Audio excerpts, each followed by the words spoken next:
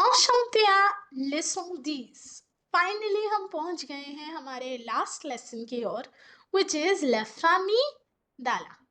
So let me introduce you to Ala's family. Let's get going, kids.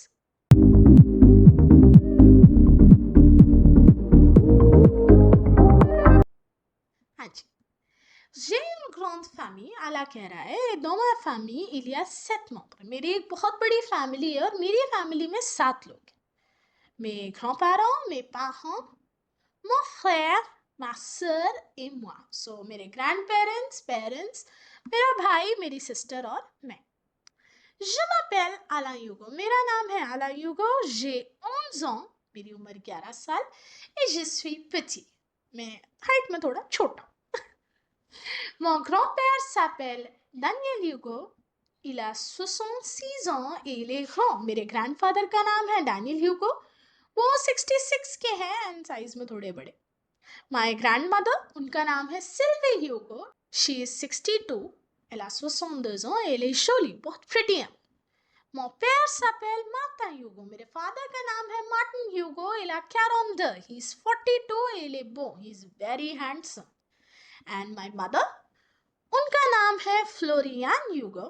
Elle a 40 ans. She is 40 years old et elle est belle. She is very beautiful. तो देख रहे हैं आप कैसे उसने एक ही pattern में अपने सारे फैमिली मेंबर्स के बारे में बताया. खैर अभी और भी है, जानते हैं उनके बारे में. Mon frère Leo a 10 ans. मेरा भाई लियो, उसकी उम्र है 10. Et il est gentil. वो बहुत अच्छा बच्चा है.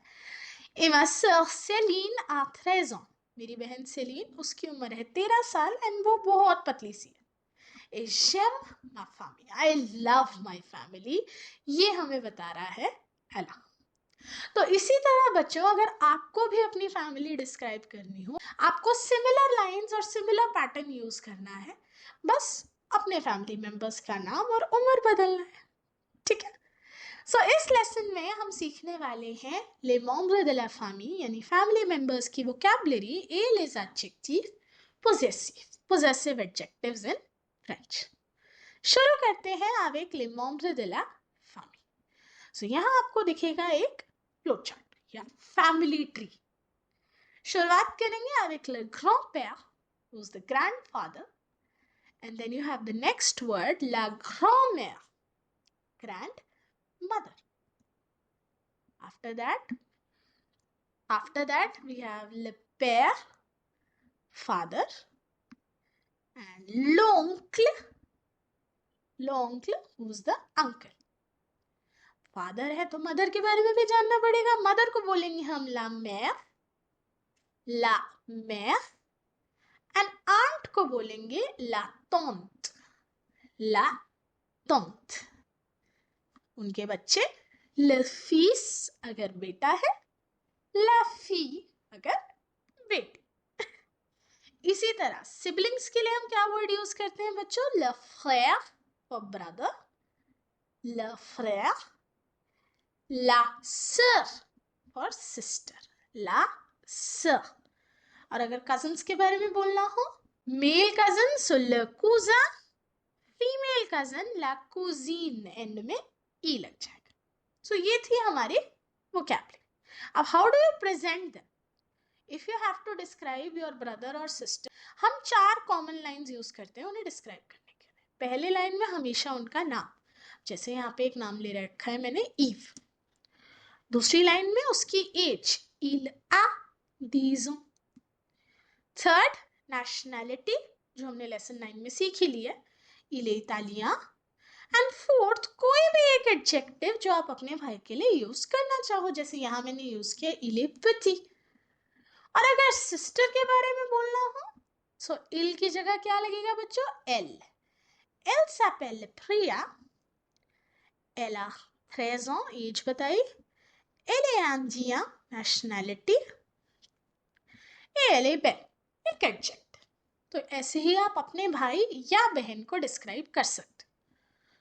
What if आपको अपने कजिन्स को डिस्क्राइब करना है, या आपके 2 भाई हैं और दोनों को एक साथ आप डिस्क्राइब करना चाहते हो, तब सब्जेक्ट प्रोनाउन यूज होगा il.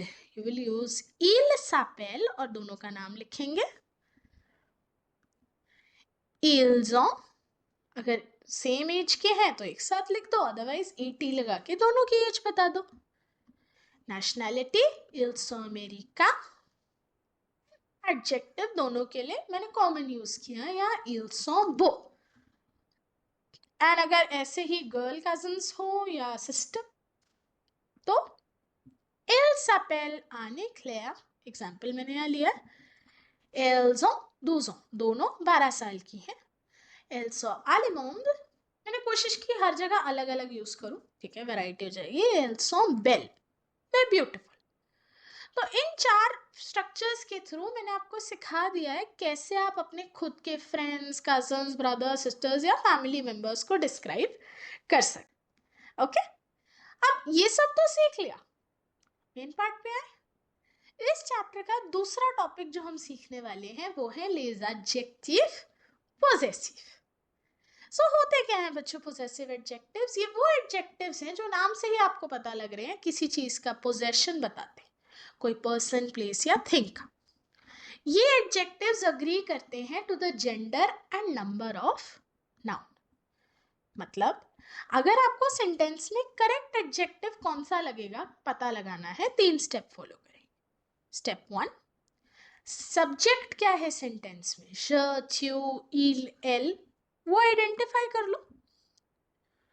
उसके बाद नाउन को देखो, नाउन मैस्कुलिन सिंगुलर है या फेमिनिन सिंगुलर या प्लूरल, ये चीज देखो. एंड तब जाके हम एडजेक्टिव लगाते हैं सेंटेंस में इन फ्रेंच. तो चलिए शुरू करें सीखना. हर सब्जेक्ट के साथ कौन सा पोजेसिव एडजेक्टिव आ सकता है. शुरुआत करेंगे avec le pronom sujet je. je के साथ पोजेसिव एडजेक्टिव यूज होगा my.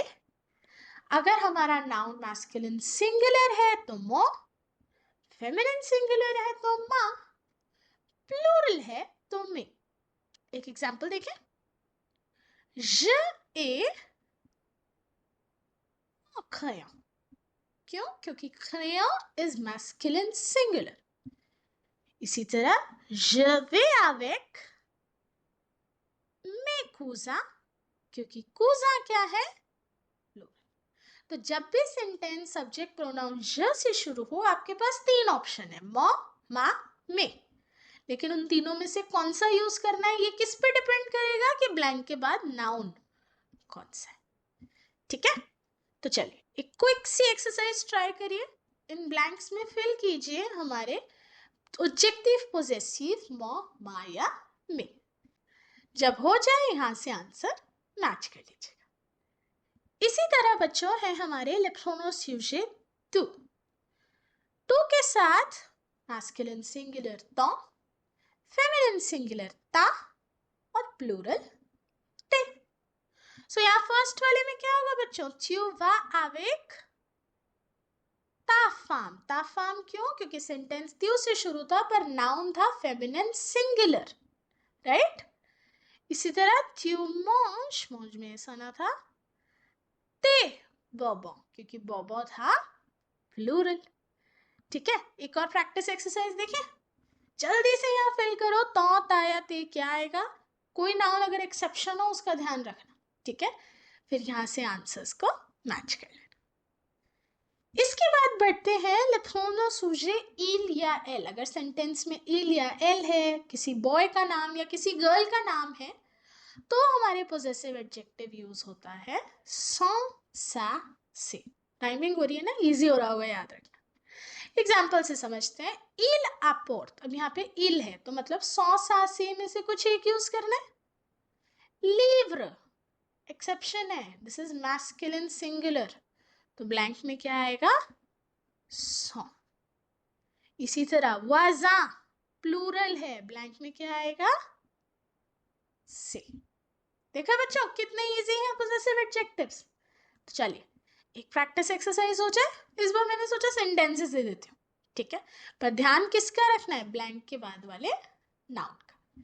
फिल करिए ब्लैंक्स को और जब हो जाए यहां से आंसर्स मैच कर लीजिए.